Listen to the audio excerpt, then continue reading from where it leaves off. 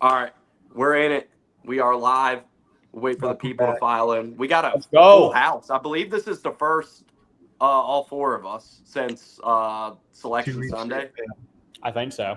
last year. So All we're the missing full is house. Cody. The full, yeah. No, he could. we're missing. I just got a YouTube notification that Sectator Media is live, so that's interesting. I wonder who that But is.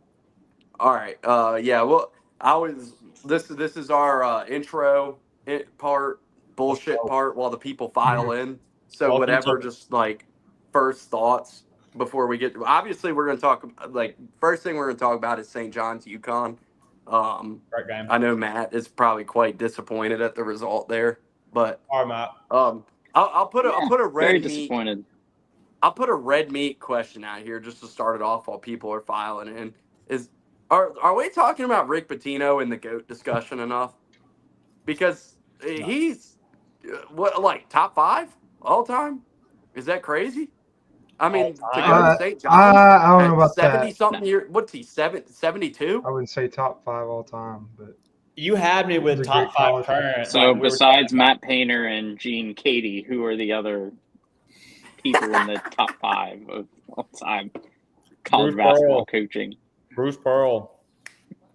well, I mean, you got to go with No, John Rick's Wooden. a top 5 coach, Yeah. and Rick's a top 2 coach now. So that's, I mean, Okay, Matt. he's still got it. Who's your number 1 coach, Matt? Oh, we lost Travis. No, I'm just tweeting out the link, so I'm still here. Who's my number 1 Yeah. coach? Yeah, The like best currently. coach in the fucking sport. Yeah. I'm waiting to hear your answer. The best coach in the fucking sport. Okay. Who refs So Bruce turn their Pearl. back on. Okay, cool. Got it. I'm glad we're on the same page.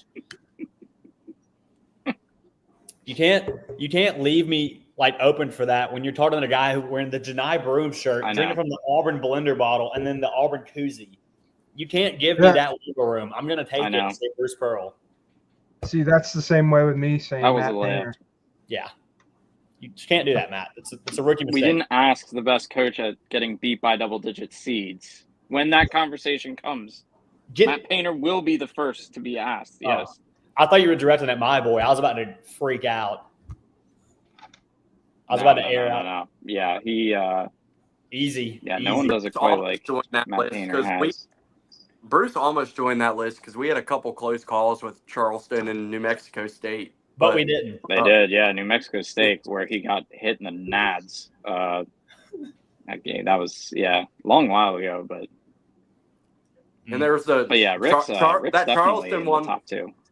I remember that Charleston one. It was going on at like nobody was fucking paying attention because it was going on the same time as Virginia, UMBC. So nobody was paying attention. But that was the first year we made the tournament in like 20 years and almost lost to Charleston. Like I think that was a 1 point. It was like a 65-64 or something like that.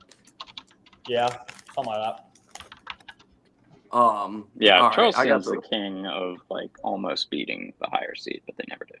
Charleston 2 years ago, they were one of my underdogs, or like my sleeper, or like for March Madness.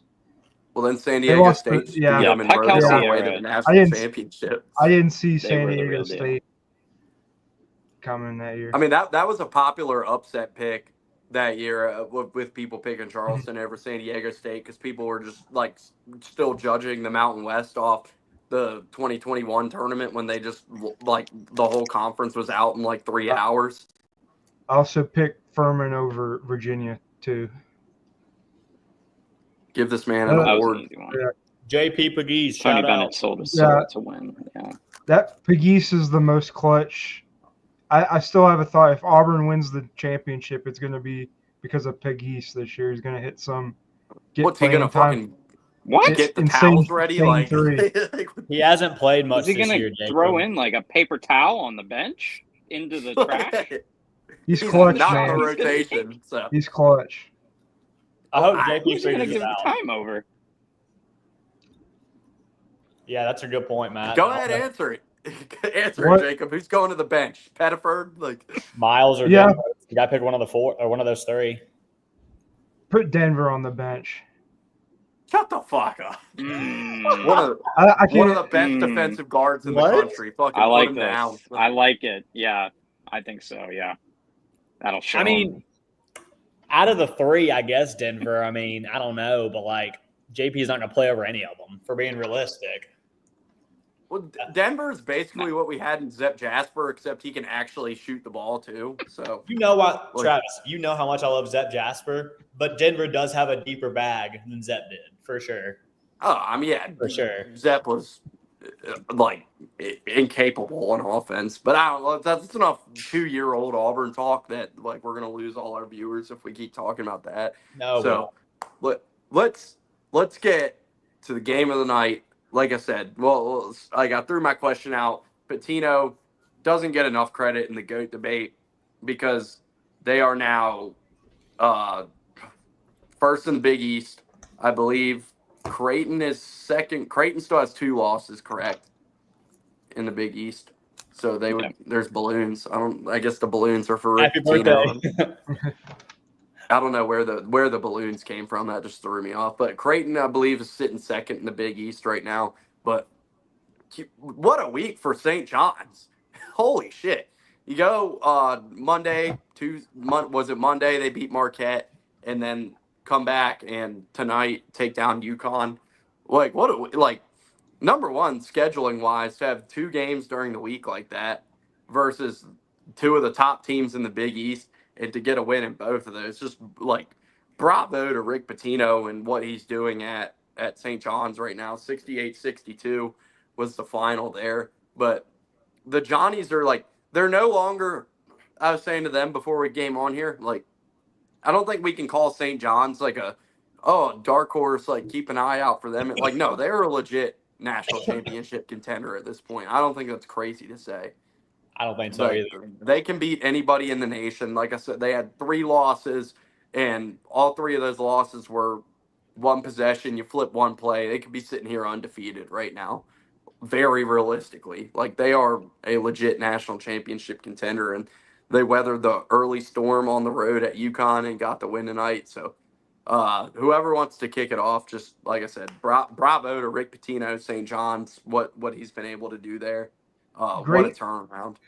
Great wins this week for them. They played, physical ball the whole week. Against UConn tonight, they fought through early struggles, offensive struggles, and got a lot of defensive pressure on UConn. UConn turned the ball over 22 times, and St. John's has arrived. You see Rick Pitino, there's a stat, every coaching stop he's had in his career outside of the NBA, he has turned it around. His second year, he's had 20-plus wins every school he's coached at. So big time win tonight for St. John's, and they're definitely a contender, a Final Four contender for sure. Yeah, to kind of piggyback off like what you guys said, there may not be a hotter team like in the nation right now than St. John's. Like, they have the 3rd longest win streak with 10 games. Like, it just seems like they're figuring it out. Like, whatever it was, they figured it out, and like now they're just winning, and they're just winning and winning. And now they're like Travis said, they're in the upper echelon of college basketball now, and they're a true national championship contender. Like, I don't know what the odds are now for them to win a national title, but it's not a bad bet to place on them, like for a value play, how well they're playing, and like they're only going to get better behind Pitino. Like, they're not going to get worse. And the way they grinded that game out tonight, like, they did not shoot the ball well at all.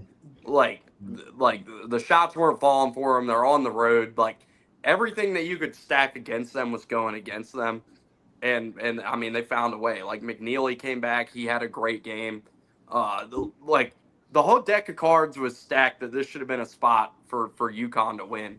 And it just, like, you can't give enough credit to Pitino and what he's done there to go and get, like, this whole week really is like the statement week for St. John's, that they've established themselves as a true national championship contender.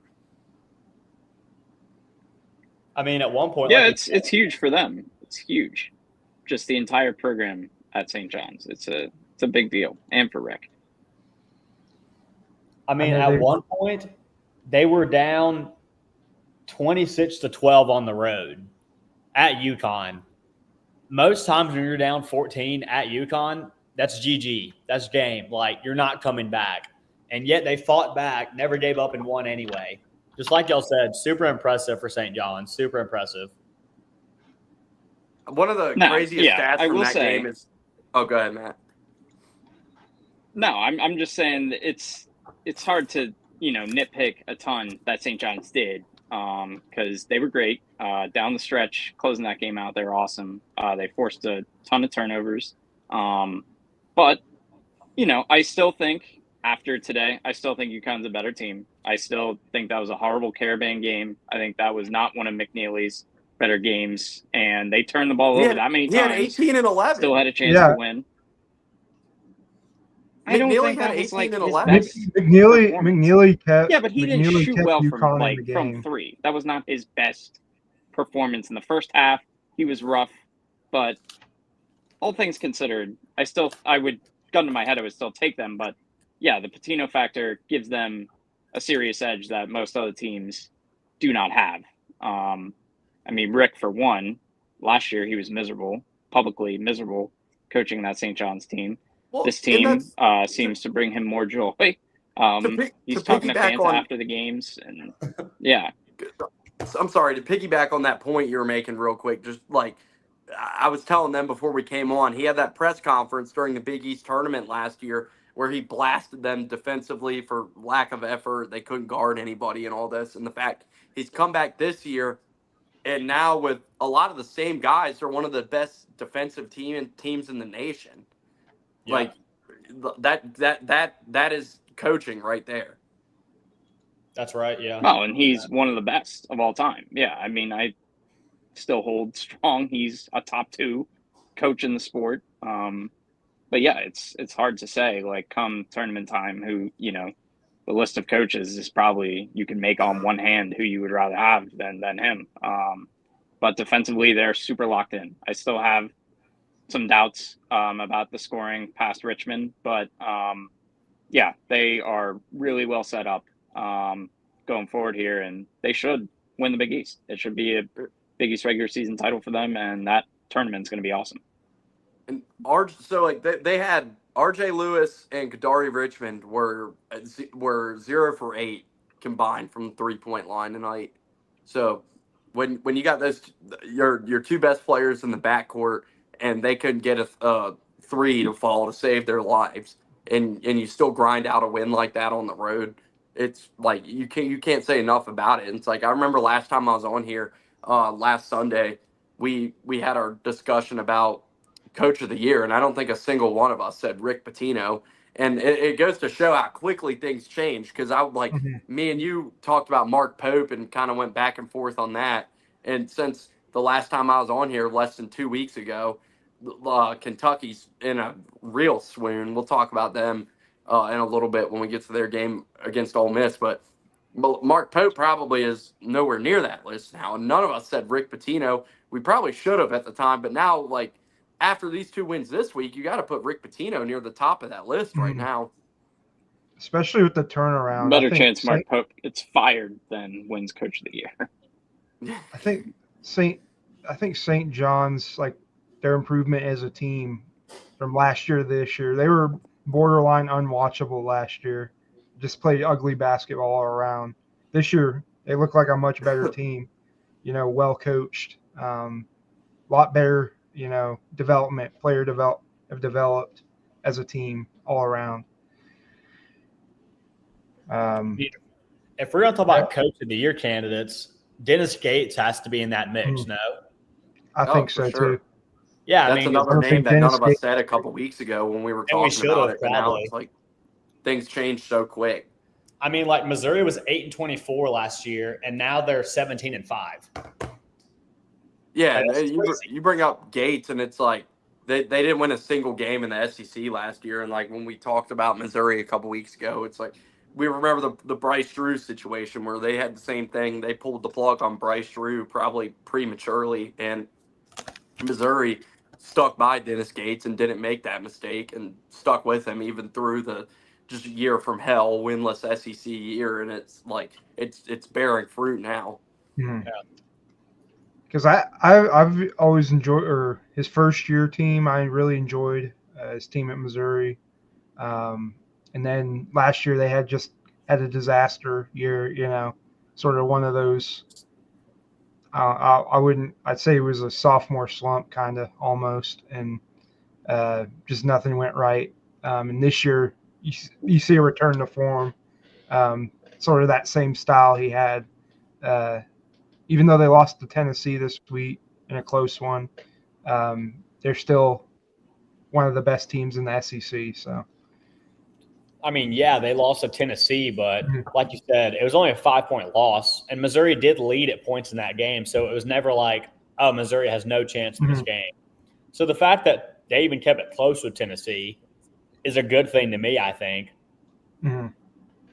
And one more thing with Patino and St. John's, just to talk a little bit more about that game that I wanted to bring up is we talk about in college football a lot, those teams where we're like, oh, college football is better when this team is good, this and that. Like we have that discussion comes up a lot, like when Michigan turned it around and this, that, and the other, like when schools come on the route. And St. John's is one of those teams in college basketball to me where it's when you can excite that entire region in New York City, that's huge. That's huge for the game to me, that you have a team in a prominent location. They play in the Garden. They play in the biggest city in the country, and they're a legit national championship contender now. Like with one of the most famous, best coaches in the sport, it's all around a good thing for college basketball. I think to have St. John's back in the mix, and it's kind of poetic too, with this being the year we lost Lou Carnesecca, that they're having one of the. I mean, I don't know when the last time St. John's was good like this, relevant like this. Probably I don't the have an 90s. exact year. Yeah, Probably the 90s, since like Ron Artest was there. And yeah, it's like like I say, it almost feels poetic that like losing Lou Carnesecca earlier this year, and now I guess like in his honor, St. John's is a true contender again and one of the teams at the top of that. At the years, top of yeah. I mean, they were 6th seed in 2011. That was a good team. They lost DJ Kennedy, their point guard, that year, and Gonzaga ran him off the floor in the NCAA tournament. But yeah, it's been some time since they like. Yeah, Steve Lavin was a coach. They had some good non-conference wins that year. They beat Duke. But yeah, it has not really been buzzing much since. And that team was like, oh, they might make it second round or Sweet 16. But this year, yeah, you could, it would not be an idiotic take to say that they are a Final Four caliber team right now. And how dumb do I don't think they're going to be, but still.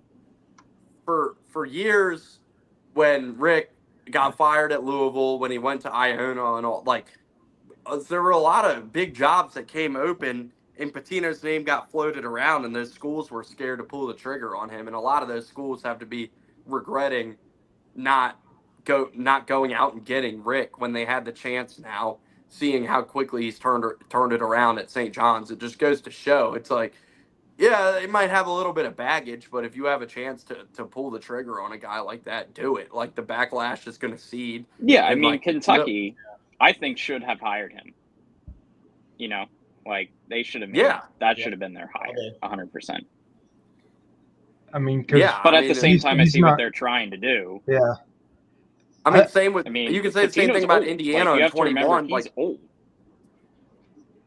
I mean, I know. We're getting ready to talk about. I mean, Rick's old in age, and like if you hire him, if a lot of these programs want someone who's going to be there for the next 10, 15 plus years, I don't know if Rick's in a position to do that right now. And when he went to Iona, he was damaged goods, and the NIL stuff wasn't fully where it is now. Where like, oh well, now we can bring you back because nobody cares what you did at Louisville or anything. But yeah, I mean, for Rick, he's up there in age, and I don't know how long he'll be at St. John's, but it's he's already like the best thing to happen to that university in years. So yeah, I think some of those schools definitely regret not bringing him on. But yeah, we'll see how long he'll be there. But if they get a few good kicks at the can to get to the Final Four there, that'd be huge to set up whoever's next there. I felt good about the Johnnies this year since, like, I've brought this up before. What was it? Was it Kentucky's, like, Midnight Madness or whatever it was when Pitino showed up earlier this year and gave the speech about how much he loves Kentucky and put Mark Pope over, basically, and gave him the rub. And it's like, he had to be confident in this St. John's team to show up at Kentucky doing that, like, while he's actively coaching somewhere else. Yeah, he's definitely confident, and I think he's in a place where he's like, no one can touch me. Like, I think he knows how great of a coach he is. When we talk about how long he's going to coach, like, I don't know if he's capable of being retired or doing anything but coaching basketball. So, yeah, who knows? But he definitely, he seems more confident in that group. Going into the season, they had some just brutal non-conference losses. And the one to Baylor is almost like hilariously bad. Edgerford just completely choked down the stretch of the free throw line, and they lost. But yeah, they're in a good position going forward now. I know. I was just going to say, Rick Pitino is a great cultural fit at St. John's. Just sort of that East Coast, basketball type. I don't think that works at certain schools at this point in his career. I don't think he fit in at Kentucky really. Kentucky's wants someone that's younger, fits a mold more so. But I think he would have fit there because he's one of the best coaches they've ever had. Mm-hmm. He wouldn't have lost to Arkansas. That's probably one of the only schools that he would have fit at in that, in the SEC. Yeah, I mean, I don't think you're bringing 70-year-old Italian Rick Pitino into Ole Miss, and that's my whole point. Rick Pitino at the Grove would do numbers. But yeah, I guess we'll put a wrap on that game. But I mean, anything else on UConn? Like, UConn's just kind of hovering around there. I mean, we said the same thing about UConn multiple times. It's like it's a bad loss for them. Like, at home, got out to the early lead. They had McNeely back. It's a game they should have won, but it's like UConn's gonna be fine. They're gonna be a tournament team. They're gonna fall right into that 8-9 range and absolutely screw some 1 seed come first weekend, I'm sure. But it's like it's a bad loss for UConn because it's a game they definitely should have had. But like I'm not like concerned about UConn. Like, I'd still bet money right now that UConn's going to be in the Sweet 16 wherever they end up in March. I know UConn. It's a good night for both. I know not a good night, I should say. Yeah. The turnover issues for UConn. That's a big issue for them right now. They've got to get those solved. It is. They had a ton against Marquette, and they only beat Marquette because Solo Ball just caught fire completely. Yeah, Solo Ball. So, yeah, tonight, they do have to figure some of that out. Tonight, McNeely got hot, and then Solo Ball cooled off significantly. He only had 2 points in the second half, I believe, or something like that. No, he started. Yeah, it's, I'm not worried about UConn, but it's more about St. John's. It should be more about St. John's. They should get the headlines, and focus should be on them because, that's a program that hasn't had that kind of a win in, years, I should say. They've had some big non-conference wins. They just haven't had any. Yeah, I mean, they just haven't had many big wins where they're ranked as high as they are. And, they haven't been at the top of the Big East for, I think, ever that I've been alive that I can remember. So, yeah, huge for them. They should be headlines should go to St. John's. So next thing on the docket, we'll talk about the Woodson stuff because we were discussing it before we came on here, but just we'll go back through the week, but I just wanted to hit some of the results that happened tonight real quick, and then we'll hit the Woodson stuff, then we'll go back through the week. But VCU and Dayton played a very fun game earlier. Big one in the A10. VCU continues to roll. They got a 73-68 win there. Jacobs Boilermakers got a dominant win against USC. They took care of business. never really was in doubt other than, I mean, they always had that game in control, but Yeah, Wesley Yates has played out of his Yates. fucking mind in that Mhm. game to keep USC in it. So, but that was USC had 90-72. USC had Desmond Claude out, and Wesley Yates just went insane in the first half. It was one of the uglier blowouts I think I've ever seen, but it was never in question down the stretch. TKR and Braden Smith dominate. Well, Braden Smith didn't have the greatest shooting night, but he got a lot of assists, got a lot of steals. Continues to be an All-American, first team All-American. Braden Smith sold my parlay, so Yeah.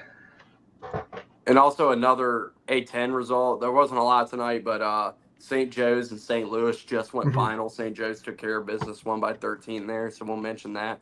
And then we got 2 Mountain West After Dark games, and Utah State's beating the shit out of Fresno, and Boise's beating the shit out of San Jose State. So Mhm. not a lot. And then, only what 1, 2, 3, 7 games tonight, and Princeton beat Penn. So, I mean, before we get to Woodson, any of those games I brought up tonight, huge no huge stories out of any of those, but if anybody wants to hit on anything in any of those 7 games tonight, or 6, I guess we already talked about one of them. I just had one comment to say about Eric Musselman. He is insane, continues to be an insane person. He got like a technical on something that was obviously not a foul.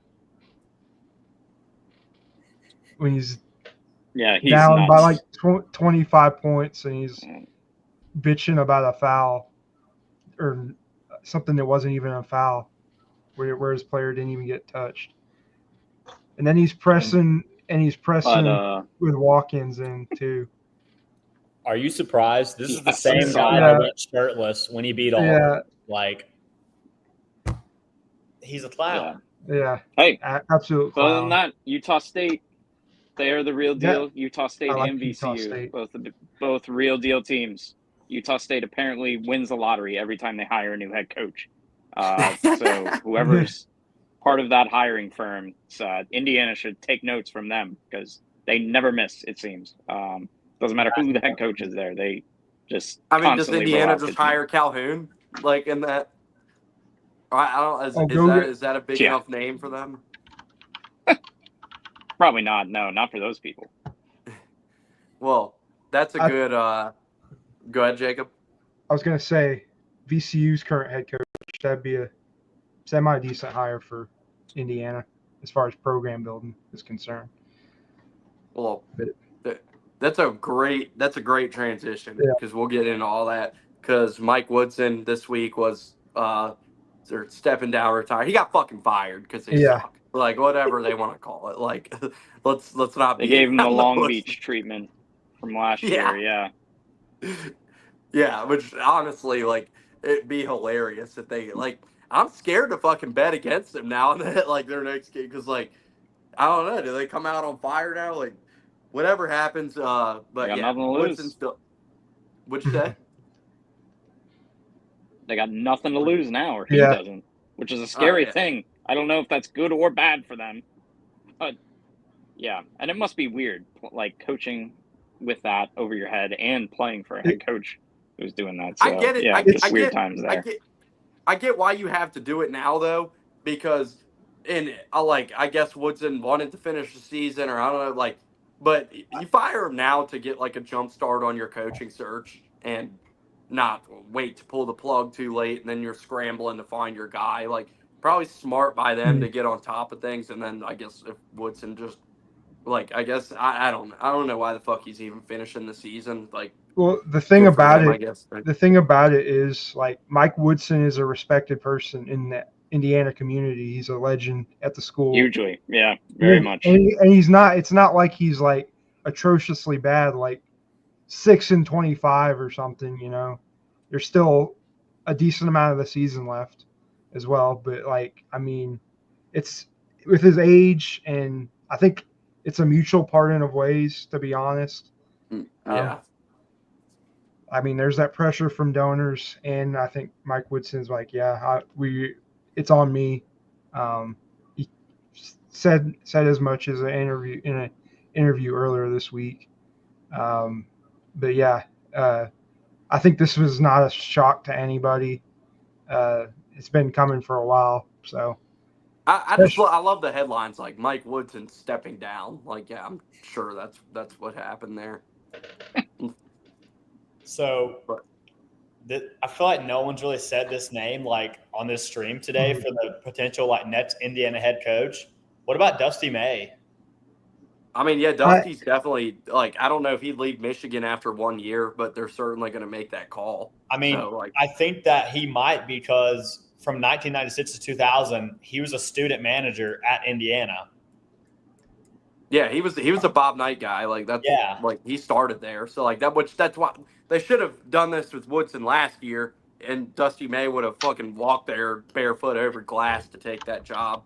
Instead, they for whatever reason thought like Mike Woodson being a sitting duck for one more year was going to work. So I mean, they fucked that up. So they probably, in my opinion, they probably missed their chance at Dusty because I don't think he's going to leave Michigan after 1 year. Now he's got it going pretty good there. And I'm sure that buyout is huge too. I don't even know what it is, but they messed that up. But yeah, I mean, Dusty is an Indiana guy. He was like started under Bob Knight. So like, I mean, I'm sure they're gonna make that call. Will it happen? I don't think Dusty would leave after 1 year. I do know. Just on note on this, obviously, if they had offered last year, he probably would have came. But like, now that he's at Michigan and building a program, I don't think it's going to, especially after 1 year, I don't think Dusty May is the type of coach that leaves after 1 year. You know, I think he's more of a build my program up, and if I want to leave after a few years, it'd be one thing. But well, I don't think Michigan's a job you leave after 1 year. Yeah, they have all that Nike money. Like, there's a lot of money at Michigan. You know, with Beard. I do. Chris Beard, I'd say that's probably my favorite for the job, even though I'm not a Chris Beard fan. I just think that's someone they could easily get, is very achievable for Indiana to get. He's a great coach. I wouldn't say a great guy if we're talking about it. But no. Probably. Yeah. What? Chris Beard? Come on. Yeah. Would be perfect. I think Indiana needs to have like a full-on institutional look in the mirror of where the program is and what is within their means and what they really need. Because right now, I mean, the fact that like if Dusty May did not have any connection to Indiana, no reason in his right mind would he consider taking that job. Like, there's nothing about Indiana that they have that Michigan doesn't have or better. And yeah, I mean, Indiana's kind of they're not quite Nebraska football because they still churn out really good high school talent in Indiana, but it is kind of like they're living 25 years in the past of where they're like, yeah, Bruce Pearl, we can get him. We can get Billy Donovan back out of the NBA. We can get Brad Stevens. I was just about to say Brad. You saw this with the Kentucky search last year. It's the same thing. Yeah, like, who do you think you are here, Indiana? Like, they have not been, like, Tom Crean won a Big Ten championship once and got to a Sweet 16. And, you know, they've had the Mike Davis years, and they let Kelvin Sampson go. And, you know, since it's just been a lot of average to mediocre, and they are not a school that's probably going to get someone like a Scott Drew or any one of these guys like a Bruce Pearl, Billy Donovan, that kind of coach. They need to look at the model that someone like Vanderbilt did with Mark Byington. Some of these middle tier schools, they need to be operating on like, can we get a really good mid-major coach maybe to come and elevate the program? I have one too after you, because Travis. they're not in a position Yeah, they're not in a position right now to. There is no if I were Dusty May's agent and he took the Indiana job, I would stop. Like, I would cease being his agent immediately. There's no reason for him to leave Michigan, especially the amount of money they're paying on their Yeah. football program. Like, why in the hell would you leave? And yeah, he's built a really, really nice team at Michigan and probably should stay there. But yeah, Indiana needs to probably scour the mid-major market first after obviously they get all these other guys to say no. I would assume they will make the call to Dusty, but yeah, they need to scour the mid-major market probably long before they go knocking on anyone else's door, like a Scott Drew kind of thing. Well, Yeah. we spent enough time talking about his dad earlier in this podcast to fit your bill. What about Richard Pitino? Hey, like, he's doing a great job at New Mexico. The pit is like they're going through the roof every time they play there. I assume they're probably going to call Rick Pitino. So if they do call Rick Pitino, I don't think Rick's going to go there. But you could theoretically see a situation where Rick is like, hey, why don't you call my son? Like, he's doing a great job at New Mexico, and he would fit that exact bill you're describing, Matt. So, like, if we're going the mid-major route and they strike out on the Scott Drews, go ahead. So Richard is in an interesting spot with New Mexico. He's killing it there. He's done a great job there. New Mexico is another program where they really do well with their head coaching hires. So Richard already had the Minnesota stint, and that was not great. Yeah. And it did not work there. So I think Indiana would have a hard time selling a Big Ten retread. Does he have the damage? That's my thing. It's kind of like New Mexico. I think they would have a hard time selling that. New Mexico is one of those places where, like, they are consistently good at basketball. If that makes sense. Like, even if it wasn't Richard Pitino, they'd have someone else in the pipeline. They're one of those mid-major schools that are just always consistently good. Like Murray State. They love that program down VCU, there. They spend a ton of money on Utah that team. State. Like, the fans are very supportive of that team because it's not a state with a lot of pro sports teams or a lot to get excited about. It's like they love New Mexico basketball down there. Like, it's a big deal. So it's certainly like it's a good mid-major job, and Richard's obviously killed it there. I got a name. What about Will Wade? I mean, he's winning at Michigan State right now. And, like, he didn't leave LSU because they weren't successful. Like, he left for, like, very much not. No, they left for very different reasons. Yeah. Yeah. So, like, he has them 11-1, like, atop the Southland Conference. Like, if you want a guy who already has, like, P5 experience and is, like, winning his conference right now, why not give Will Wade a call? It's certainly up. Yeah, I mean, Will Wade's a great coach. At the end of the day, I think he's a total scumbag, but he is an awesome basketball coach. Yeah, I mean, Will Wade's a Southern guy. I don't think he's a scumbag. He did the same shit everybody else was doing.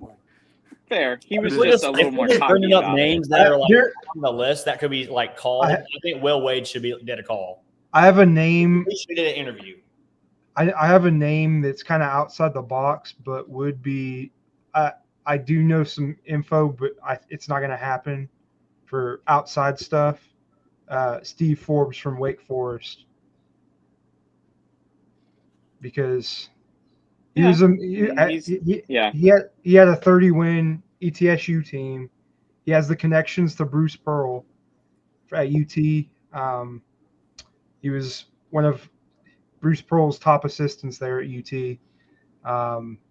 Has always overachieved with those Wake Forest teams. Would be a good program guy for Indiana.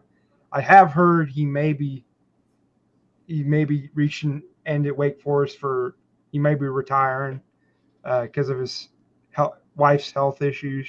She had a pretty serious stroke a couple years back. Well, if he's retiring for his wife's health issues, I don't think he's going to take another job.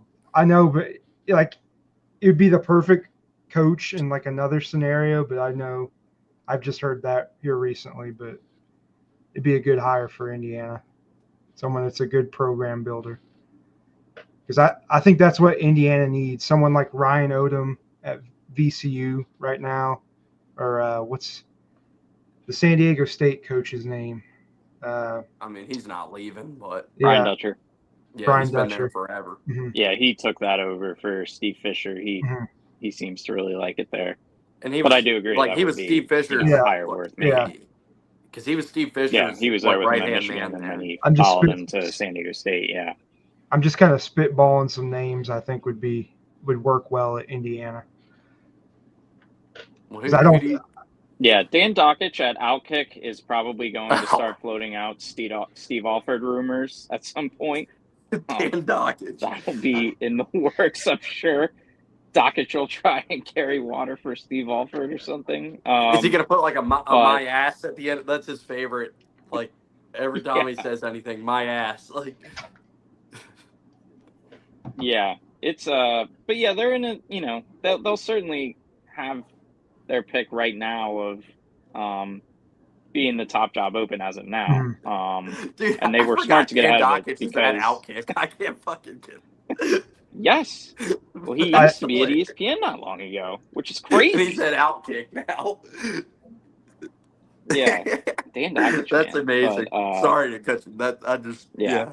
No, yeah, I think they're letting him finish the season because they don't want to get into like a Jake DeBoer situation where they feel the heat to keep the interim.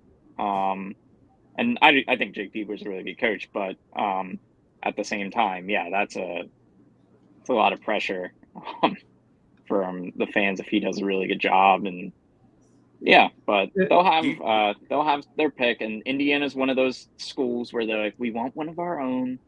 And they're going to run through every coach with ties to the state of Indiana. The Brad Stevens Scott one is Scott every Drew, time all of there's a them. big job opening, we're like, what about Brad Stevens? Yes. Like, I- yes, he's an Yes. NBA championship Titus general. Yeah. start up the Stevens to IU. Yeah, hashtag. I actually have a name, not Scott Drew, but Bryce Drew. Get a second shot at the Power 5 level.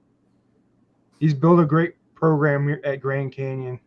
Well, that's the same thing Vanderbilt with the Vanderbilt, Richard Pitino like argument. Like, if he already had the Mhm. Vanderbilt, which I mean probably shouldn't have gotten fired, but Yeah, I think that was just a messed up situation. I don't know what they should have just kept him and not hired Jerry Stackhouse.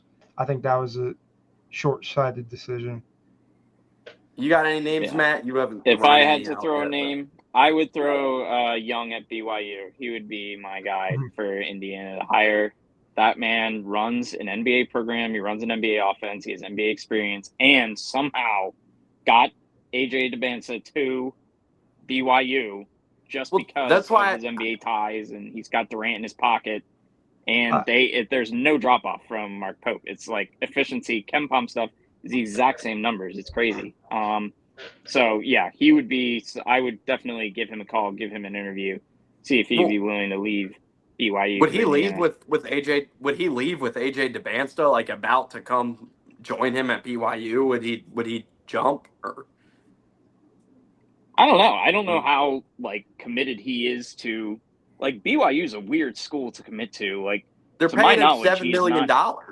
That's why he committed there. yes, and I mean, yeah, that's why he's there. Like he's not big time Mormon here or anything. But if they could get Indiana to match that, I don't see why it wouldn't be an issue. And Indiana is objectively probably a more fun place to play basketball than BYU. I could be very wrong about that, but yeah. I mean, Indiana's got seriously like Mark Cuban's pissed off about the Mavs. Like, why don't you contribute $10 million here and there to Indiana NIL here, pal? That's your way of getting back into basketball operations. Well, he's probably still in debt from all the money he donated to other stuff. So, What other stuff? oh, I mean, our former vice president's wonderful presidential campaign. Yeah, I wasn't gonna go there, but There goes our fucking ESPN crypto future right there. Cryptocurrency, fake cryptocurrency. I didn't say anything. I don't have a take on one way or another. Mark Cuban's allowed to spend his money on whatever he pleases. So, What'd you hey, think get of the involved in NCAA's Indiana ruling NIL, this man. week? What'd you think of the NCAA's ruling this week? Any thoughts on that one? That's a No comment on that. That's a story for another day. I have no, I have no thoughts. I'm not going to The comment on ESPN political execs issues. are watching, Yeah. so you better pick a side. Oh yeah, I'm sure. Yeah, I'm got to make sure in line there. No, but yeah, that's funny. And yeah, randomly, I feel very. So the sadness I feel is not with Mike Woodson. It's with Leonard Hamilton finally retiring or being fired or whatever you want to call it. That man ages in reverse or something. He's 76 years old and he looks 50 years old. It makes no sense. I don't understand it.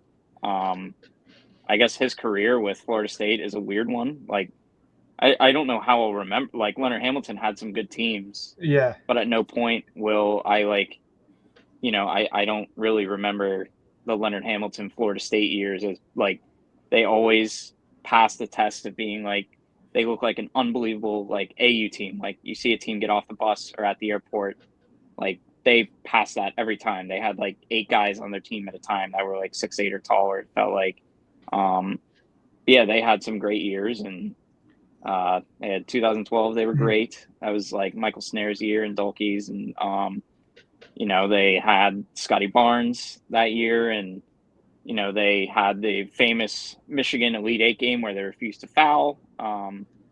But yeah, I don't know how you really remember Do they still have the the ban? Leonard Hamilton Like, remember years. they hung the I banner. think they do still have the 20. Yeah, I think they still do. I know they were like just given the ACC that year, and they have that banner.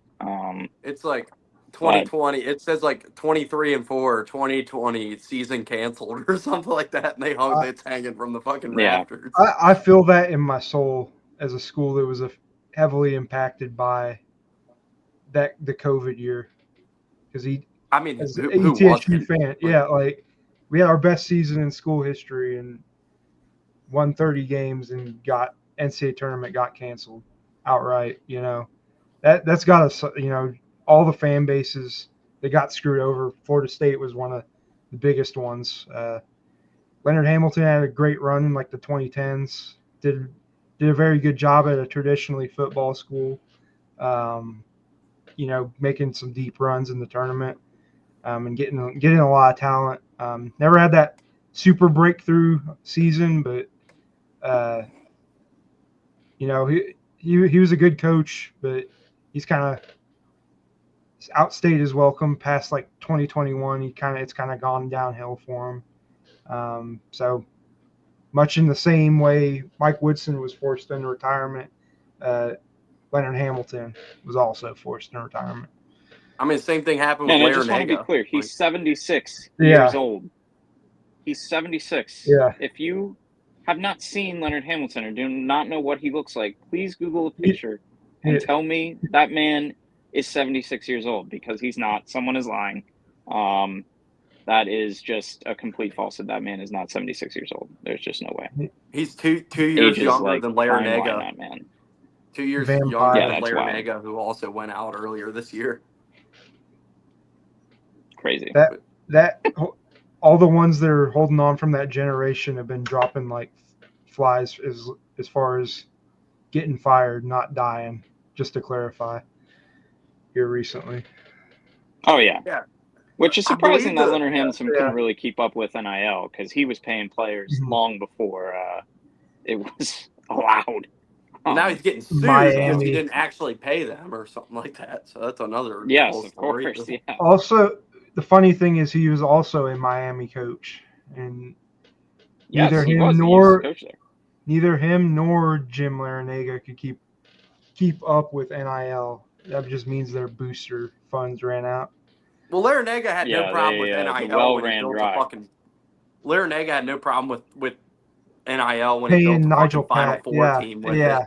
Like, that was a very expensive roster. That was a great basketball team, but that roster was expensive. Like, Isaiah Wong was a stud. Nigel and then Pack he retires. And Omir, all those guys. And then he retires, and he's just like, this NIL is just unacceptable. It's like, dude, you literally built a fucking Final Four team. It's like, you benefited from that. Maybe more than anyone else. Like, yeah, that was kind of a little... I think Jim Larinaga is a great coach, but at the same time, I was like, sir, like, That's a little disingenuous here. Like, you won with and without NIL. Like, so yeah, like I understand. The whole like, it's the just entire time for a lot of that old guard. the entire old guard in the ACC has basically been run out in like the last 2 or 3. Not run out. Some of them chose to leave on their own, but like filtered out in the last 2 or 3. Like, fuck. I saw who's the longest tenured coach in the ACC once Hamilton. Like, it's somebody crazy where you're like, oh fuck, like they're the longest tenured. Fuck. I saw it earlier this week. Actually, a good question. I'm trying to think of who that would be, but I would probably say like maybe Mike Young at Virginia Tech has been there. Kevin Keats. Keats has been there sometime. He's been there since like 2017. But yeah, I'm gonna try to look this tweet probably up. Put my money on one of those guys being the one, because Mike Young had that 2019 had that Wofford group, that he almost beat Kentucky.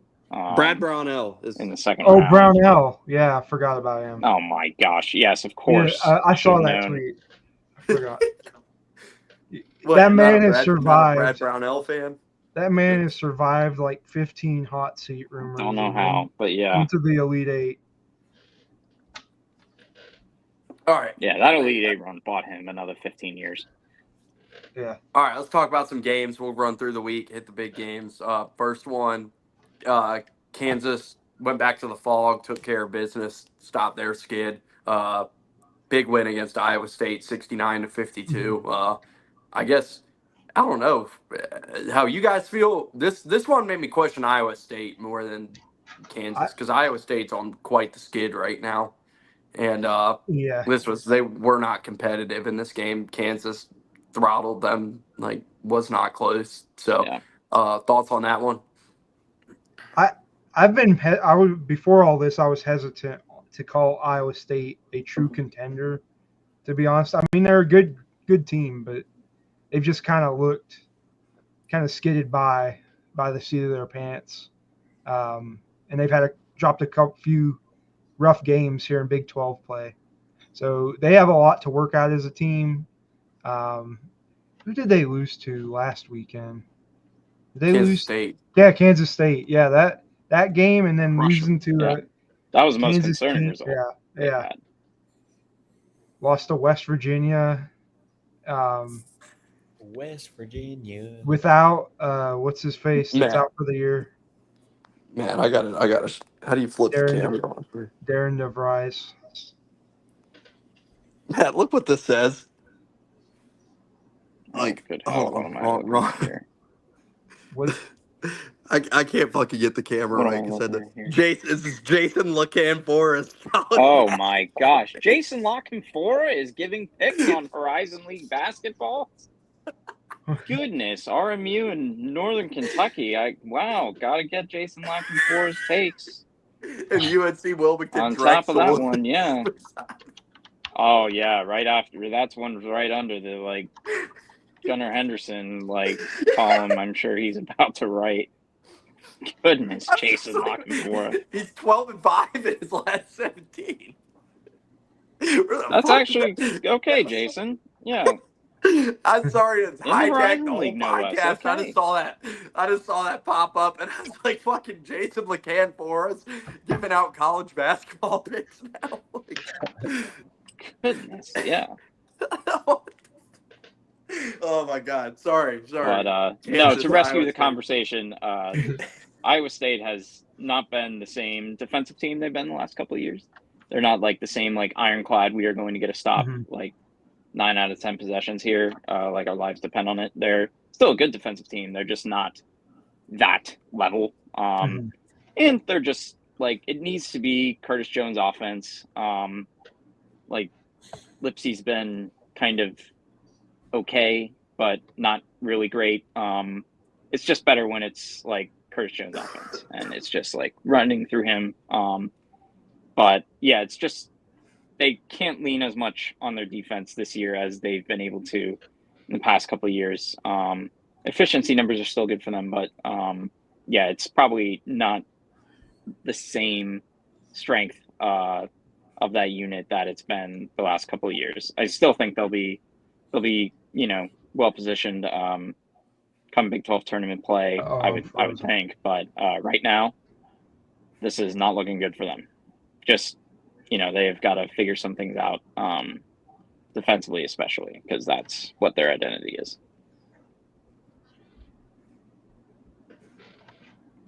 Anybody else? I think I've covered all I needed to say about that game.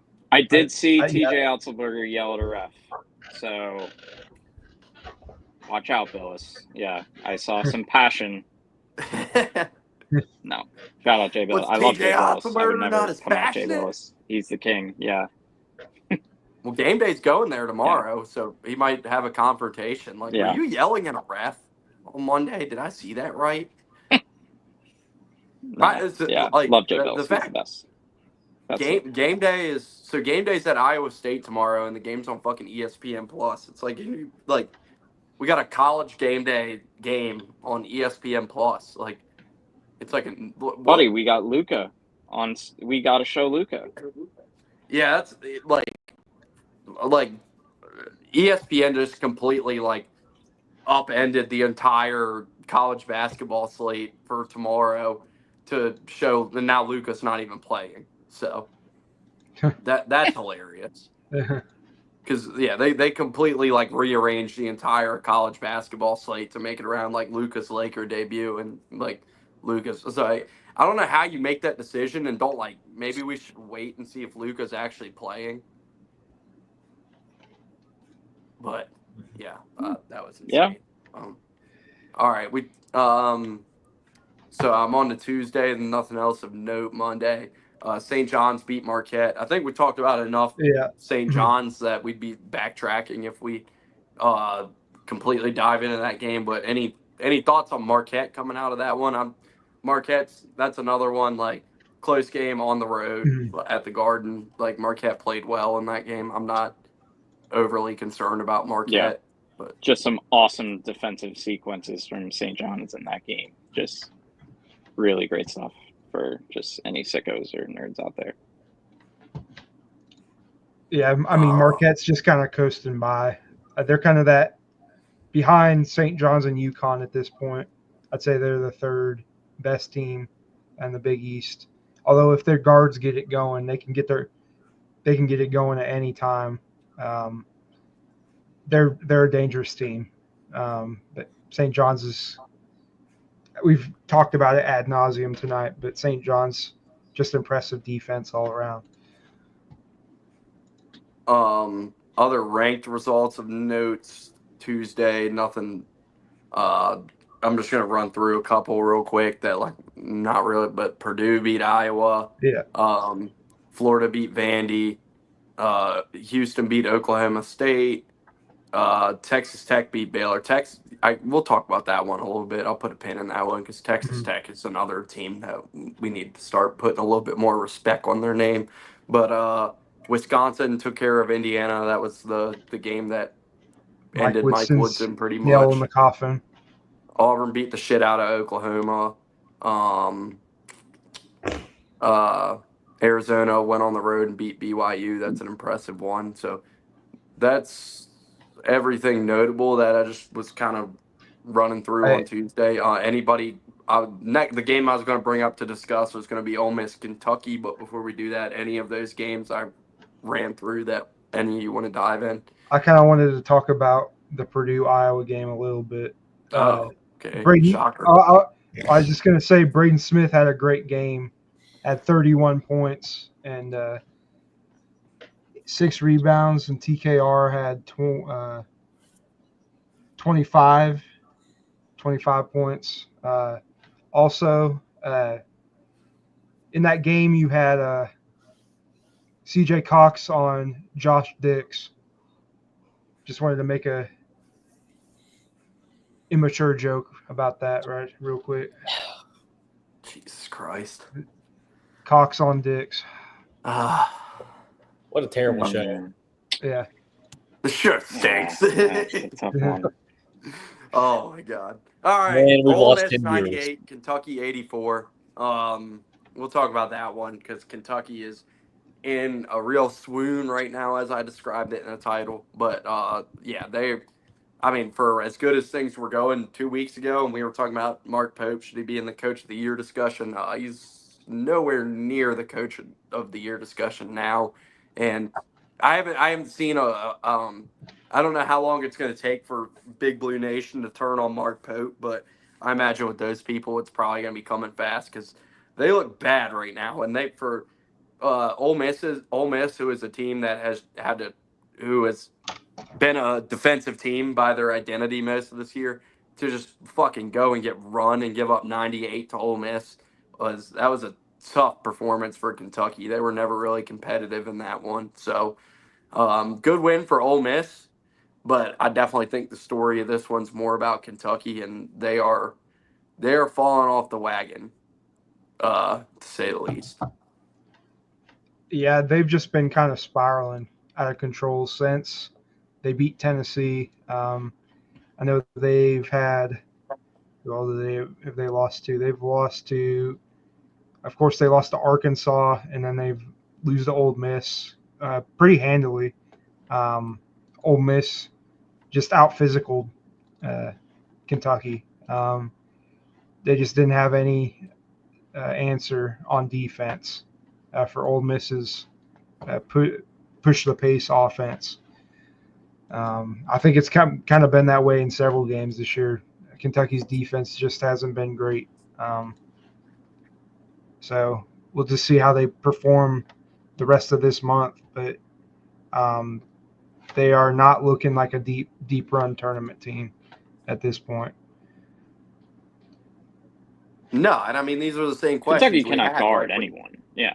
Yeah, it's the same questions. Like it's the same shit people was fed up with when Cal was there, which makes it even more like you have to imagine the fans there are just furious because they've been making it work this year, even with the defensive struggles for the last couple of weeks. They were still winning games and taking care of business. But yeah, like you go to Oxford and give up 98 points and just get run. Like you said, like they can't guard anybody, and they also the problem is they don't have the elite level talent on this team to like keep up in a game like that where it's like so much has to go right for them to win games at these pace, and like with guys that like they don't really have top end NBA talent on the team, so it's like it's easy for them if those guys are off at all, just get run off the floor, and that's what's been happening to them the last couple games.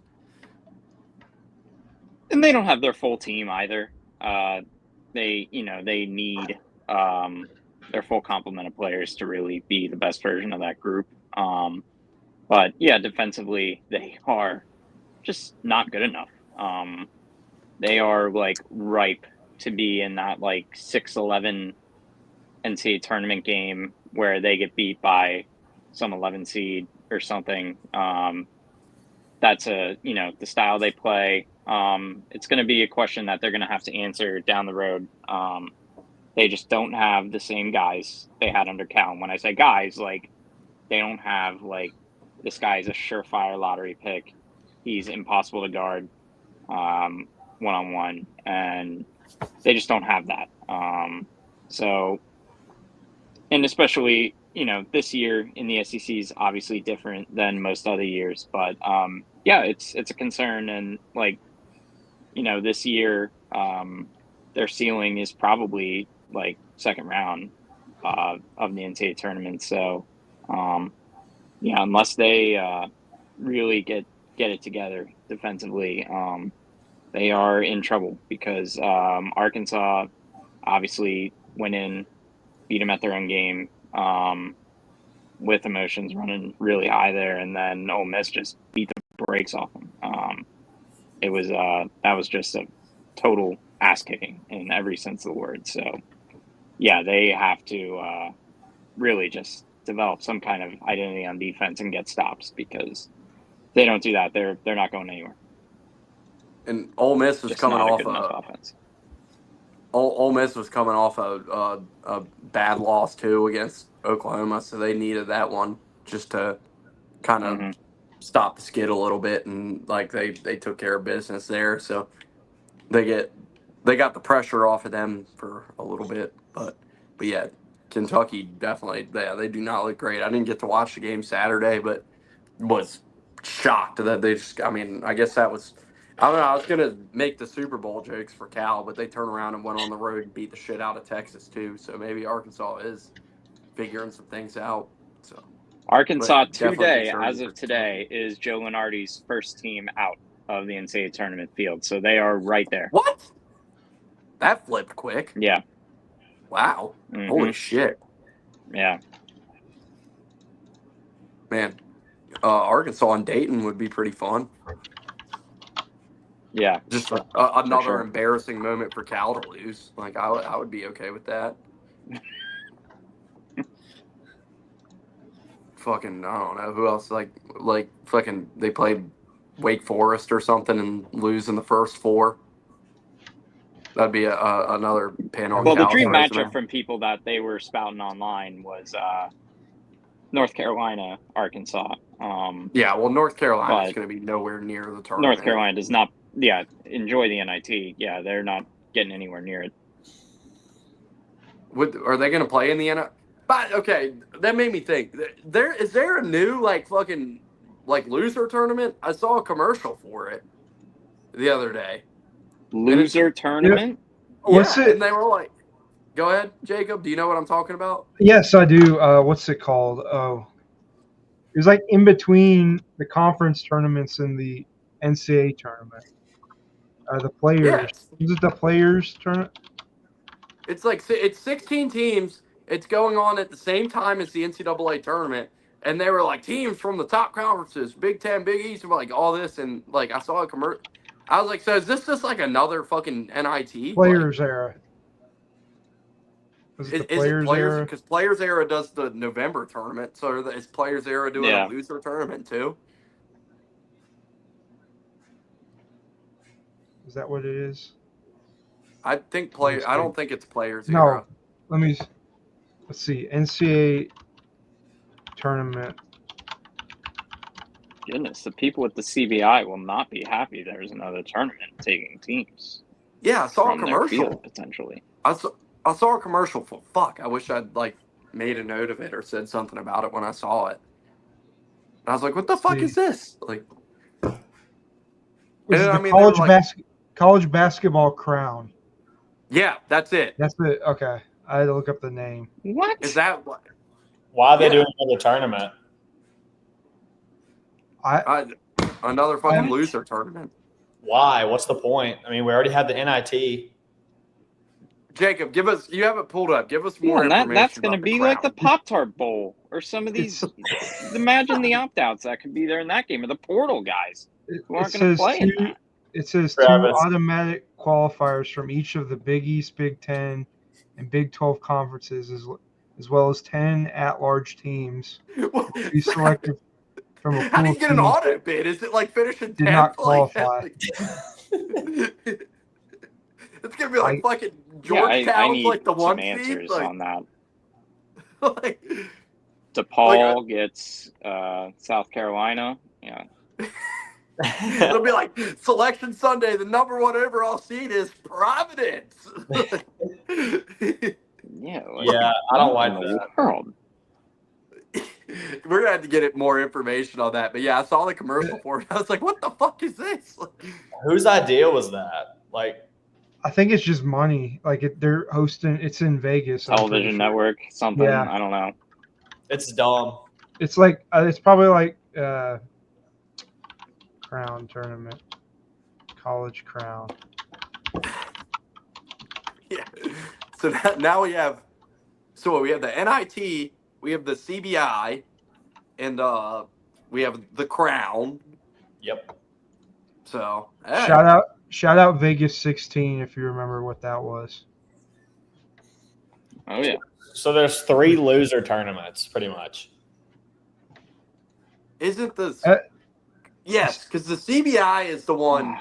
I believe the school has to pay to get into the CBI because that was when the Detroit Mercy Cat that was like 2 points away from breaking the all-time scoring record, and they were trying to play in the CBI. Antoine Davis, Yeah, and the school was just like, no, we're not paying for this. Like, I don't mind the CIT as much because it's for mid majors. Just kind of give them Sure. more. Yes. More. CIT is fine.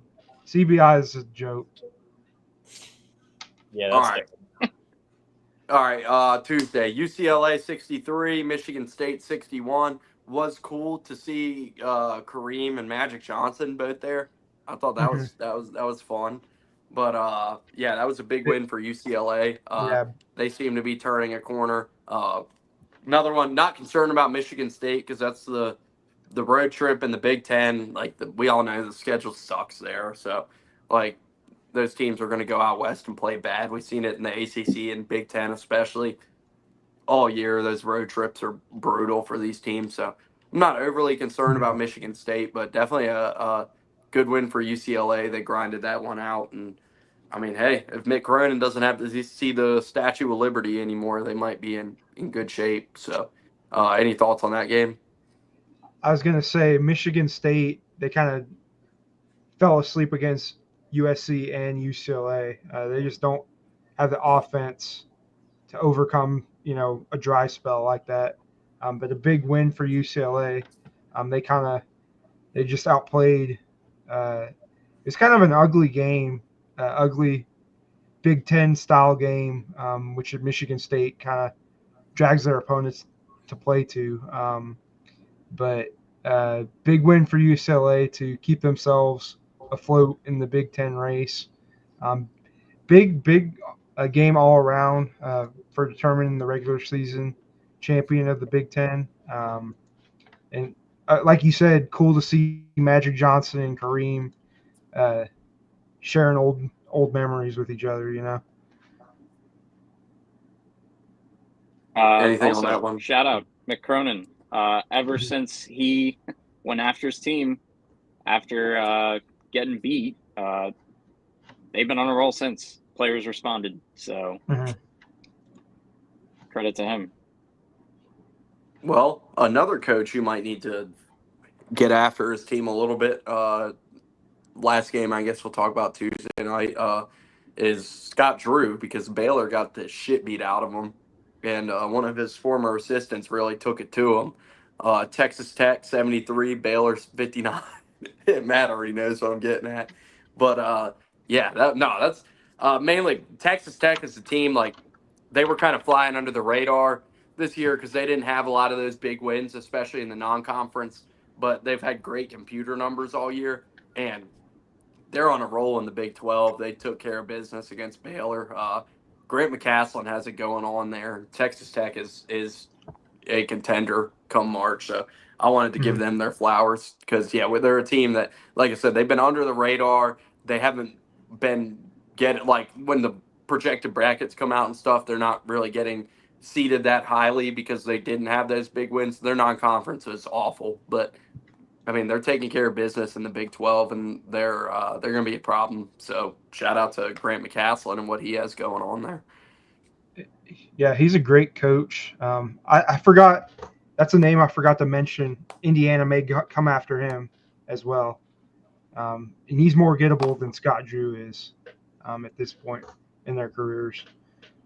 So Texas Tech has it going. Yeah, first of all, I think they're the yeah, they have it going since that Houston win when they beat them without JT Toppin after he got like ludicrously ejected. And that win has kind of just springboarded them to,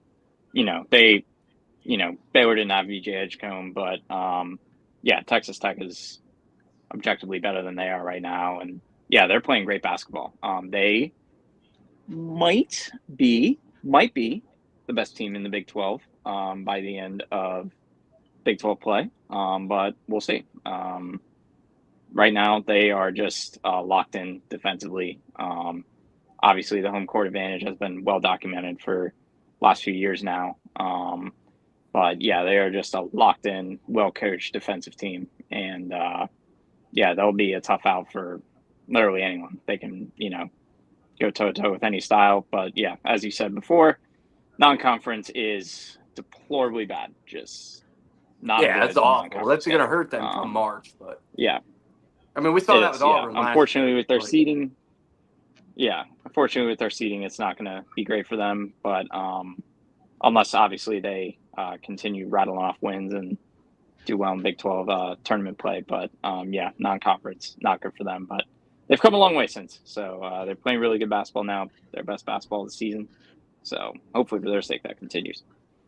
Speaking, like, we need to start mentioning like bubble games when they pop up. So before we move on to Wednesday, there was one game I wanted to hit from Monday that I didn't mention. But team on the bubble, Pitt took a fucking home loss to Virginia. That is a quad 3 loss. So bye bye Pitt. They will not be in the tournament.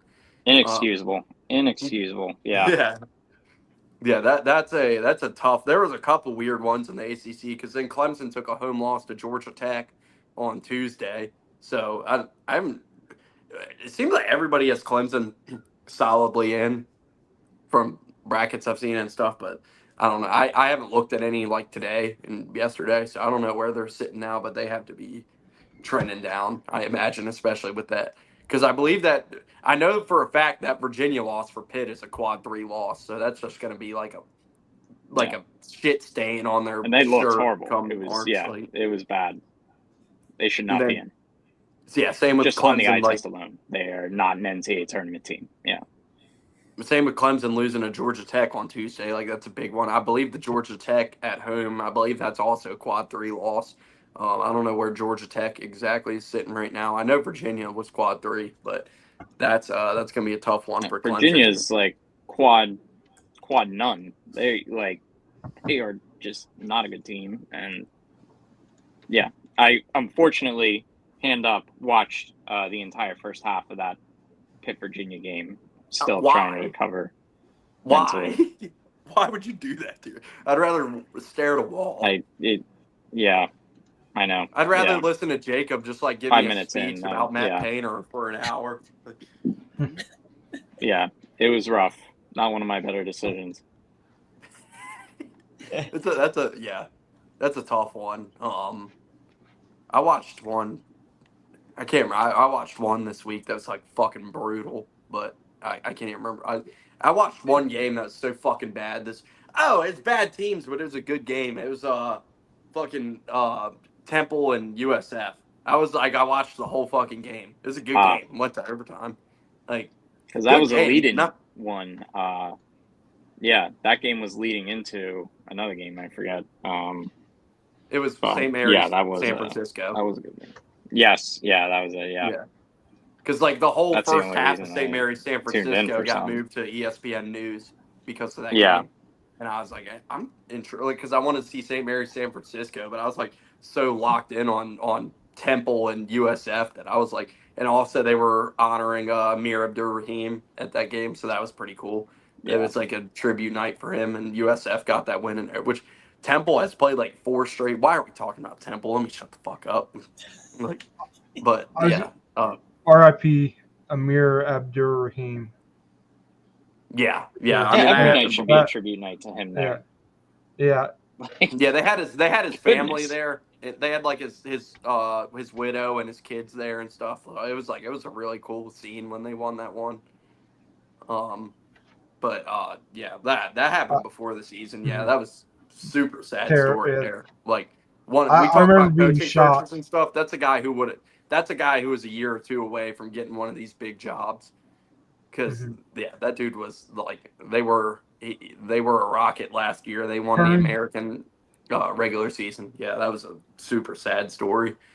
Turned Kennesaw State and South Florida around.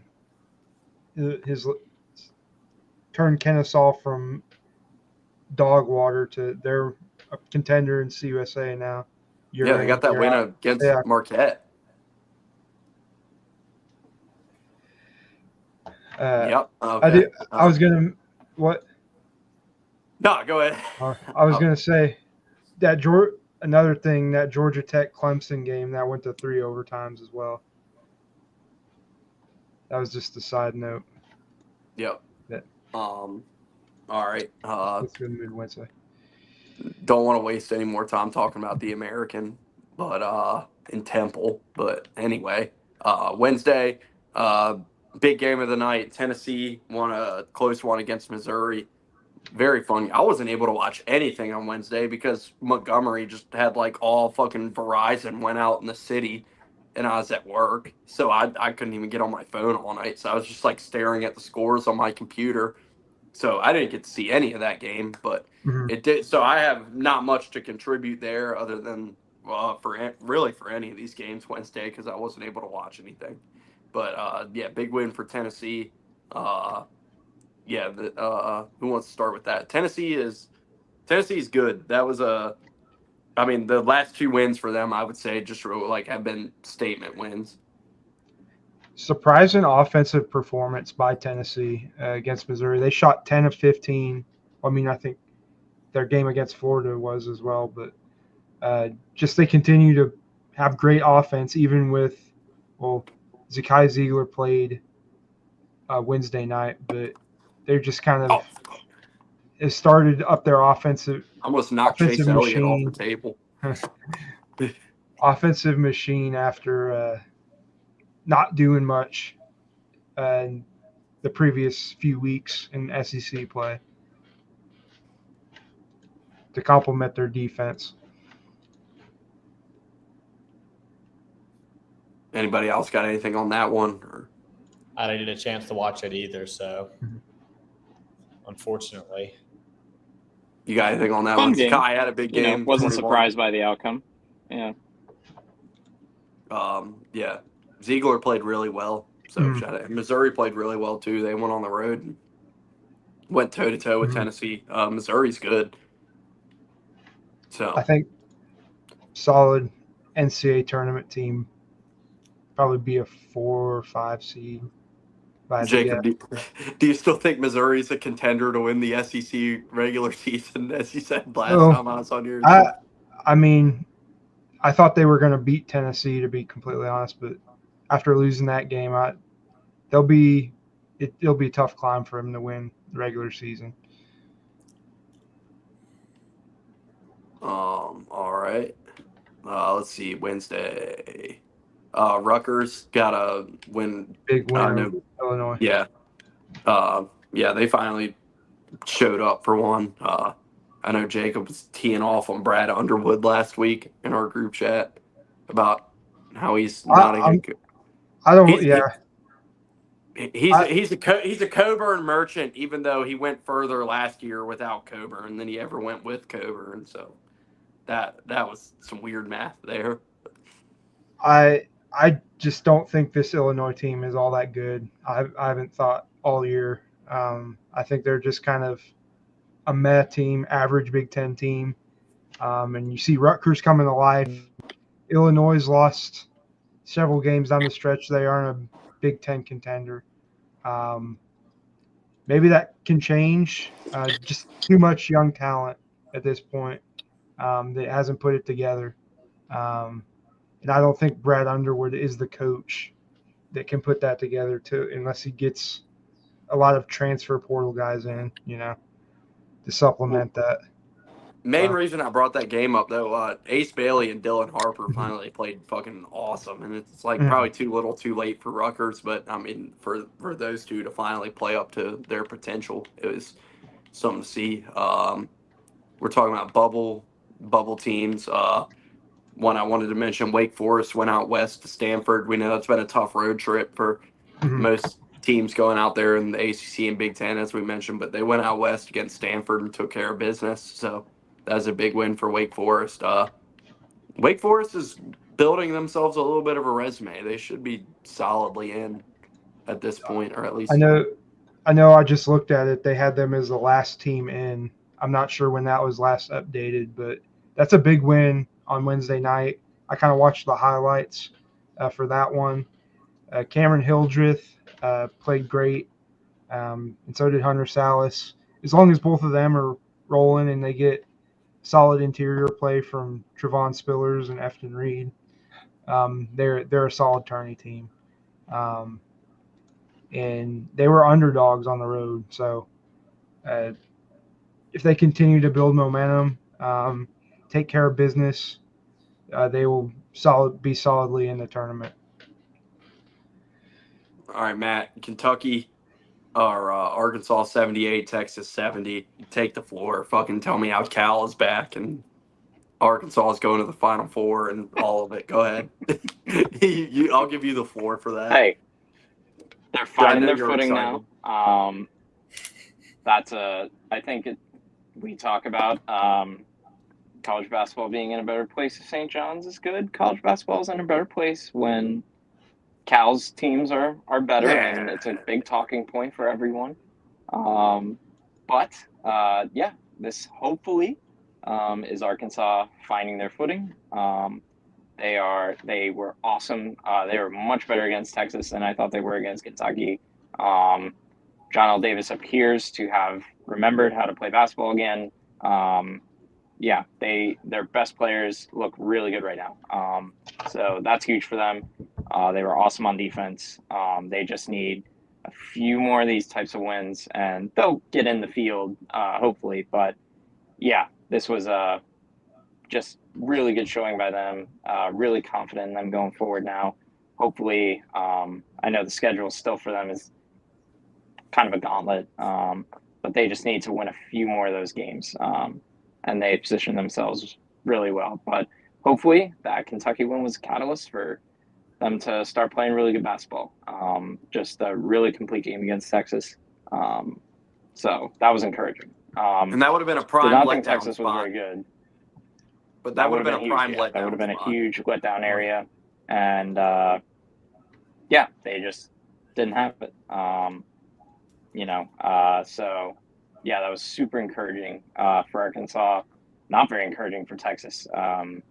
Those teams seem kind of headed in opposite directions right now. But yeah, so hopefully that continues for Arkansas. But that was fun to watch. Everything working for them, and hopefully they continue playing that kind of basketball down the stretch here, the regular season, because they're going to need it if they're going to compete against some of these teams. Is Rodney Terry safe? Because, yeah, they look bad. I mean, it's tough. I mean, I would say yes and no. It would obviously depend on how they finish the season. They have some decent wins themselves, but yeah, I just, since I think Rodney Terry's not a bad coach, but since he's been there, it has not really inspired much confidence. Just ever really watching them. They had that Elite Eight run with Chris Beard's players, obviously, but haven't really done very much since. And Texas is a tough job for basketball. There have been some good coaches who have tried it there who have not been able to make it work. And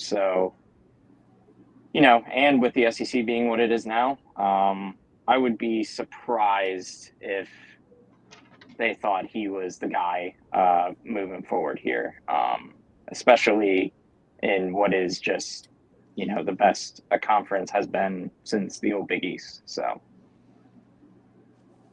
All right. Duke beat the shit out of Syracuse on Wednesday night. That one's awesome. And then the last game of note, if anybody had any thoughts on it, was Michigan 80, Oregon 76. Oregon's second in the nation with 8 quad one wins, but the more you watch them, they're just not good. Yeah. I think they had a good non-con and overperformed there, and obviously they went and won the Players era and had a lot of hype coming out of that, and they've just fallen flat in the Big Ten, and obviously the road trip stuff and whatever didn't help them, but Oregon's a team on a downward spiral too, and Michigan is solid. So anybody got any thoughts on that one? Oregon, they have good interior play, but their guards just aren't gonna cut it against in the physical Big Ten. They just kind of fall apart when they get pressured at all, if that makes sense. Yeah. Just Danny Wolf for Michigan. If you haven't seen him, you should. That guy is awesome. He's not going to win Big Ten Player of the Year, but he should be in the discussion. He's been the best player on that team. Really fun to watch.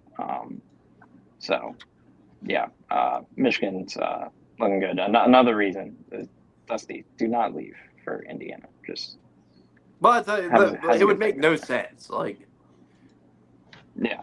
for him to do that. Yeah, it's about it Wednesday. I don't see much else. Mhm. And then Thursday was pretty dead, so we should be coming to a wrap soon. Yeah, yesterday, like, Ohio State had the win against Maryland. That was a Mhm. good comeback win for them. They're a team on the bubble, so that was a big one. They needed that one bad. They got it done. Any thoughts on that one? 73-70 was the final there. Ohio State's impressing me. Coming into conference play, I thought they were going to be towards the bottom of the conference, but they're looking like a solid upper middle tier Big Ten team. Like you said, they're on the bubble for the tournament. They're going to need some more big wins down the stretch to get solidly in. But they're a good team, well-coached team. Jake Diebler is showing why Ohio State gave him the reins. Of course, they have Bruce Thornton, who's their best player by far. Devin Royal didn't really have a big game against Maryland, but yeah. Just an impressive win for them. I believe it was at home. So Maryland's not typically great on the road. They're more just kind of a team that's good at home. They have a lot of younger players. Derek Queen, who's going to be an NBA pick this year. Jacoby Gillespie is good. Julian Reese. So yeah, Yeah. tough Maryland loss did for a really good job rebuilding that team after last year. Yeah.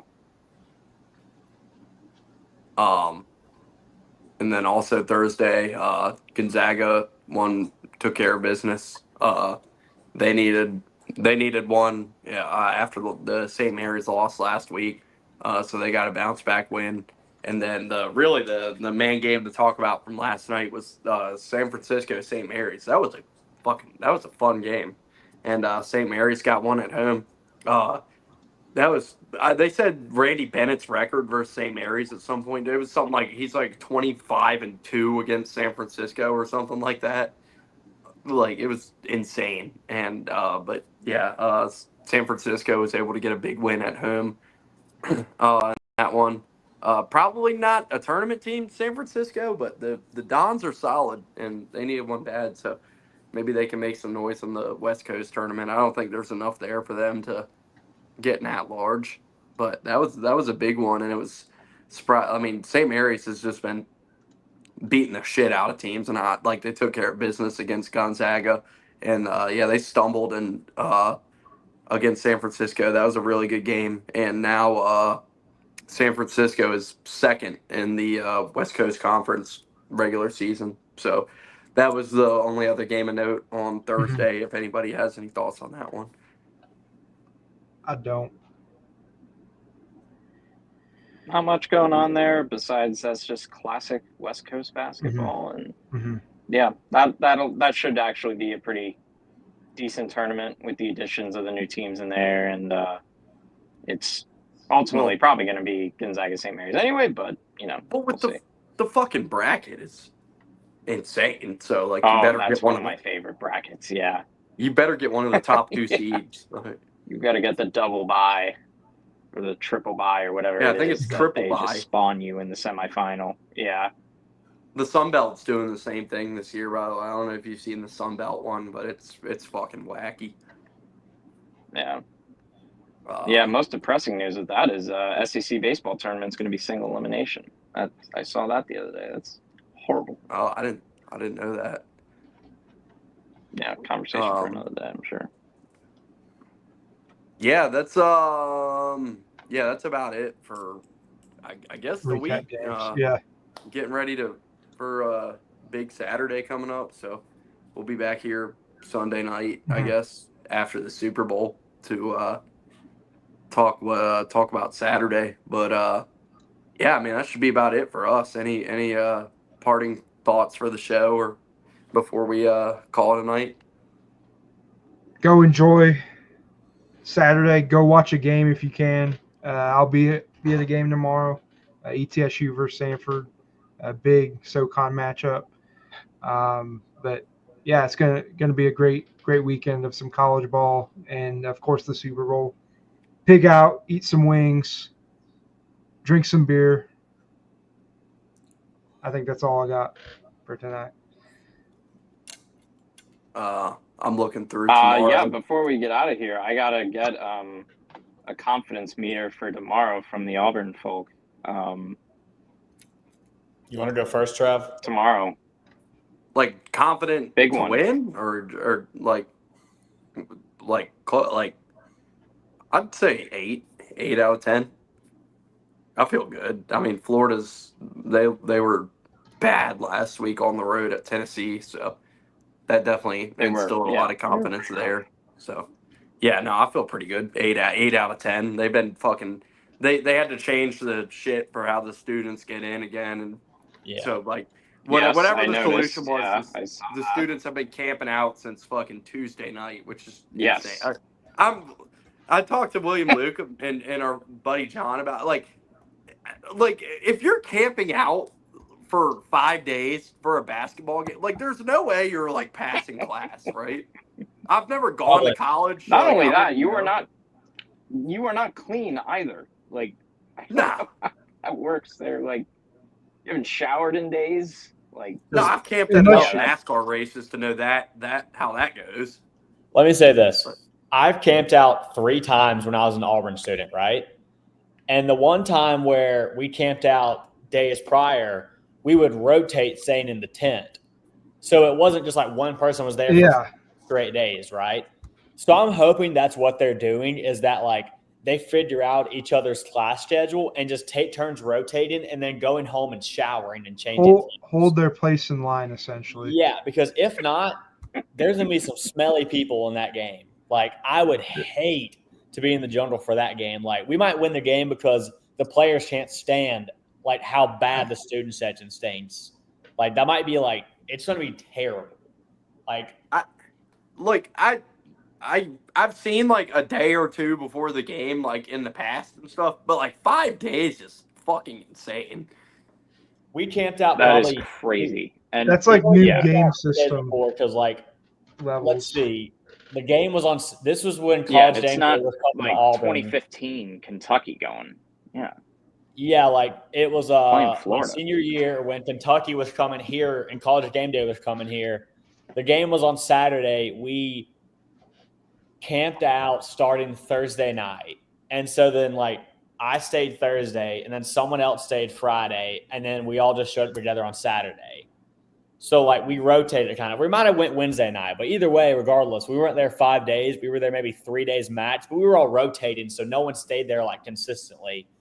But to answer your question about how I'm feeling about tomorrow, if this game was at Florida, I'd be a lot more nervous. But since it's in the jungle, I like Auburn. Like Travis said, has like an 8 out of 10 like confidence meter. I'm about the same. Like the spread's 8.5 Auburn, and I think they probably end up covering that. Like I think Auburn wins and they cover. If Florida looks anything like they looked last week, it's a fucking 10. Like they're like with how bad they looked against Tennessee, it doesn't instill fear into me. Like them coming back on the road after that performance. I guess my only concern is, which I've told Travis this before when we've been texting about Auburn basketball, is that they're eventually going to drop an SEC game. Like it's inevitable. They're not going to go undefeated in conference play. The conference is too good. Yeah. Yeah, exactly. So it's not a major. It's not like an if, but a win. So next Saturday is the one I'm more concerned about as far as that goes. Yeah. I know. Oh yeah. I know. I was thinking about it. Like great teams even drop, always drop a weird game in conference play. Yeah. Like Wisconsin the year they went to the championship with Frank Kaminsky, they lost the dang horrible Rutgers with Eddie Jordan as their head coach. There's always the potential of just dropping a game like that because you can't be 100% focused the whole season. You slip up inevitably because like I said, I keep waiting for us to drop one. Like when we went to Georgia, I was like, all right, this is a prime spot for us to drop a road game. And then we won. And then we went to Ole Miss. And I'm like, all right, now this is probably the spot where, like, I'm nervous. Like, I was 8 out of 10 nervous for the Ole Miss game. And then we just kind of handled business the whole game. So, like, I keep waiting for them to lose one because it seems inevitable, but then they just don't. Like, if they go undefeated in conference play, I'll be the happiest guy alive, obviously. But, like, it's probably not going to happen. But then each time you look, like, all right, here's one they may drop. Here's another they may drop. And then they just don't.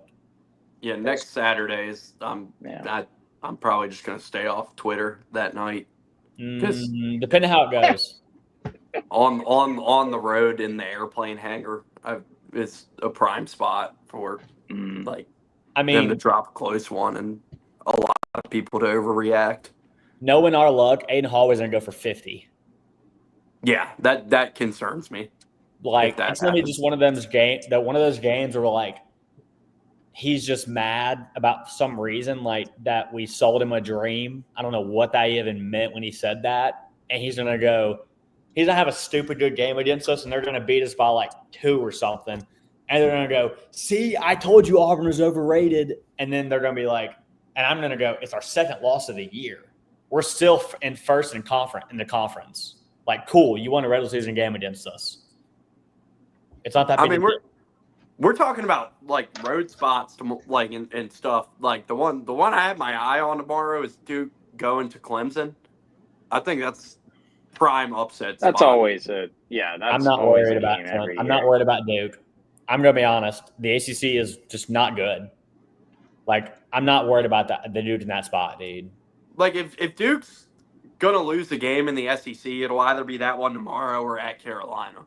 This is pretty much the last 2 like losable games that Duke has left. I mean, we saw them fuck around with Wake Forest a couple weeks ago when they went on the road. I mean, they were wobbled.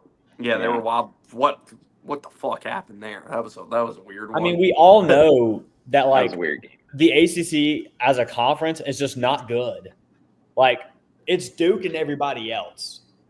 Like, I'm not even worried about them tomorrow. Like, well, Clemson's probably the second best team. They are either Clemson or Louisville.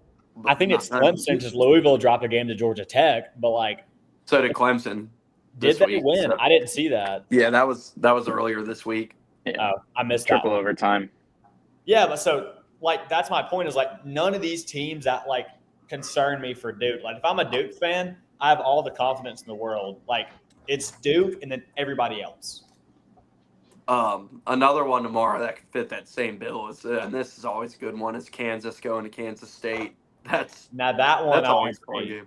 Are we got another fucking chair like brought out, or what's going to happen there? You might see me betting Kansas State money line. You might see that. It is Kansas State +4 is the spread right now. Do you have the money line in front of you? I do not. I can pull it up real quick as we're talking. I like Kansas State +4 at home. I do like that. Yeah, Kansas State's catching 4 at home. Money line. And Clemson's +7, by the way. We were talking about that game. I will be betting Clemson +7. That one will be on the card. Kansas State money line is +162. So not a ton of value there, but yeah, that's not as good as I thought it'd be. Yeah. Oh, and one last one before since we're on the same topic, Matt. Alabama's going on the road at Arkansas. What do you think? Where'd Matt go? There he is. I'm here. Don't you worry. When you bring up Arkansas, is the Cal Renaissance going to continue? Unfortunately, probably. I mean, that would be shocking if they somehow managed to beat them. But who knows? We'll see. Arkansas is catching 5.5. Yeah, which is, like, I could see that being a cover, but they would need to defend all out to beat that team. But the way they've been playing, I will say the version that just beat Texas can definitely beat that Bama team if they are like playing a North Dakota type Bama game or something. And it seems like Bama's involved every time Bama's involved in a game, it's always close in some capacity. So yeah, I could see that being a really good game. Hope Arkansas can pull one out on them, but yeah, it's going to be tough. Cal I is think I fucking could see that awful being against. like a Cal is awful against Oats. Yeah. Though. I don't have that record in front of me. Yeah. But Cal is not good against Oats. So I mean, we'll see if anything changes there. I'm scrolling through, see if there's any last games. Well, the to hit best on game here. I think like Arizona Texas Tech, that'll be a really good game. That's gonna be a good one, and that's the nightcap too. So yeah, that'll be good. Yeah, A&M Missouri, that'll be a good game. Yeah, I have full confidence in them there. And then the kind of forgotten, not forgotten, but the two back burner Big East teams now, Marquette and Creighton, play tomorrow. That's a huge game for both those teams. yeah, that's at Marquette, I believe. Yeah. So yeah, I mean, No, Creighton's I think that's at Creighton. That's at Creighton. Yeah. Oh, okay. Creighton's second in the. Yeah, it is at Creighton. Yeah, Creighton's that'll be at second Creighton. in the Big East right now. Yeah. Mm-hmm. Yeah, I mean, I'm scrolling through the slate. Not a ton jumping off the page here. Indiana hosts Michigan tomorrow, so that might be a weird spot with the Woodson news coming out and everything. Well, I'm sure those fans will cheer Dusty. What the fuck? Nice is and this? loud. We got. I always just like to scroll through and laugh at some of these games too. We got South Carolina State hosting Mid-Atlantic Christian. What is that? I have no clue. Is that a high school game? Yeah. Oh, I should probably hit Sunday too, real quick before we get off of here and see if there's any. See what's good there. Only big game is Rutgers and Maryland. Yeah, Rutgers plays Maryland. Nebraska plays Ohio State. Memphis plays Temple. That's the only other ranked team playing. St. Bonaventure and George Washington. Oh my! Mid-wager game. The Bonnies were like in the non-con. Yeah. They were man. They got the fucking shit beat out of them by Loyola earlier this week. I don't know what the Woj just lost. A10's a gauntlet. Yeah, Woj just got to figure it out here. Come on, Woj. Get the Bonnies going. I forgot Woj went there. After the trade deadline that Woj, Sister Jean. Shams went to Loyola Chicago. So it's a did he? That rivalry continues. Yes. That rivalry keeps going. So Shams had like all-time trade deadline performance, and then turns around and his alma mater beats the fucking shit out of Woj's team. So yeah, I've always been Team Shams. After email got sent a couple years ago, definitely made me Team Shams, and yeah, I was happy to see Shams' trade deadline performance. All right, let's call it a show. Thanks everybody for tuning in. Y'all have a good night. We got 71 people watching us talk about Shams and Woj right now. Thank you guys. That's a lot. Subscribe, Sectator Media on YouTube. Like, share, all that shit. Retweet. Thank you guys for tuning in. We'll be back Sunday. Deuce.